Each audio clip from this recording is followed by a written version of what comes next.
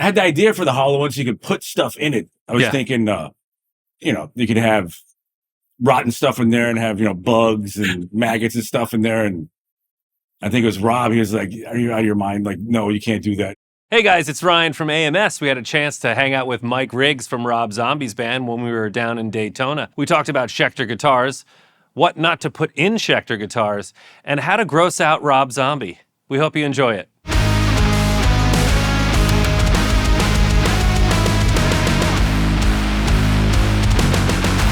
So Riggs, walk me through when you talk to the guys at Schecter and you go, I want to make a guitar, I want it to be mine. Yeah. What's that process like? Well, I was friends with Scum. Love? Yeah, since like the 90s. And I was like, yeah, I want to build this guitar. And he was like, this was 3 years ago. So like everything was shut down, the plants, all the supply chain or whatever, it's all fucked up. And so he's like, how about you take the biggest body Schecter guitar and you can cut your own shape out of it. And I was like, yeah. So they sent me over the Ultra, and I'm like, I just like that one. So I'm like, that one's cool. And they just changed the headstock. They had the headstock that looked kind of like, devil horns or something. Oh, yeah, like the shrimp fork. It's like that. Yeah, like a scorpion. So I was like, you put that headstock on there? He's like, yeah. I'm like, well, that's it. Easy peasy. They're honestly, they're one of our favorite vendors to deal with. Those guys seem to get it. And there's a lot of artists, when they deal with Schecter, they're like, that's it. They don't really go anywhere else. Yeah, and the president, Mike Ciravolo, yeah. He's super a good guy. Cool. He's great. Yeah.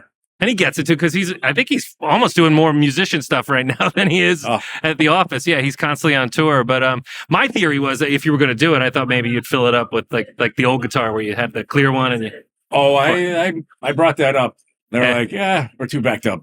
Oh, really? To start some gigantic project like that. Well, working with Lucite can be a bit of a pain in the ass, right? Yeah. Are those things heavy? No.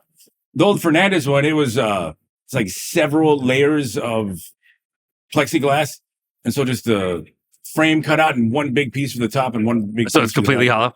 Yeah, so it's completely hollow. Last time I was like, I got a CNC machine here, get a big block of plexiglass and just carve it out and put one on the back.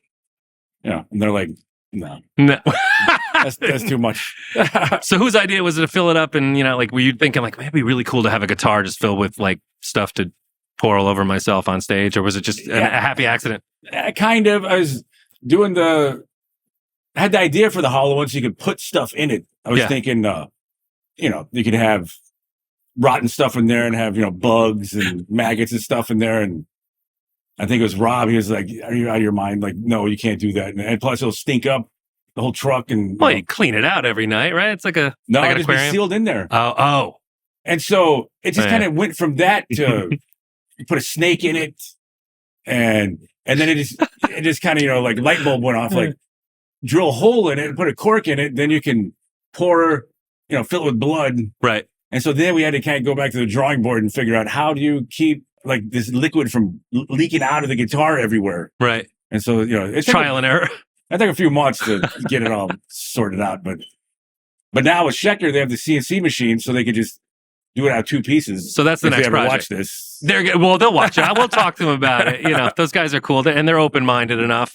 So obviously it's good to be, back with a set like that. You'd have to be like, it seems like, with all the sound effects and everything else that go on with it, you almost have to know where to be on any given one. It's not like you're playing AC/DC songs. Like, it sounds like you guys have got to keep it pretty tight. I would call it a organized chaos with the heavy emphasis on the chaos, I would say.